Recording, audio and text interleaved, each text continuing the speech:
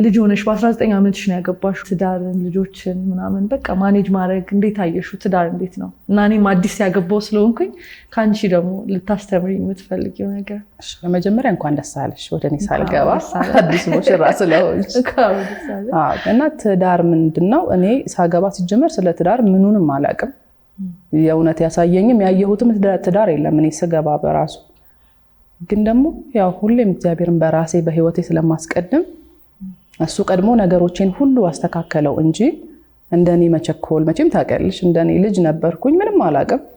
እሱም ልጅ ነበረ ያኔ 24 ዓመቱ ነበረ ሲያገባ እሱም ምንም ነበር ማናቀው የነበረውና ገባው የሰርጌ ቀን ራሱ ልወጣ ስል ቬሎ ይለብሽ ጎረቤት ጓደኞቼ ቡና ይጠጣሉና አብሬያቸው ሄጄ ተሰድቤ ነበር ከነቬሎ ይገብጭ ተሰድቤ ነበር የወጣሁት የነበረው ሁላ ነው ውጪ ምናምን ተብዬና ያ ምን ይሰራ ምን አይነት ይሁን አሁን ባንቺ ሳየው በታላቂም ሳየው ሁሉ ነገር በቃ ተስተካክሎ ምንም ነበር ማላቀው እንኳን ኑሮዬን ቀጥሎ ያለውን ምንም ነበር ማላቀው በሰዓቱና እኔ እንደውም ትዝ የሚለኝ ልታገቢ ፈልገሽ ለኔ ነበር ቀድመሽ ነገርሽኝ።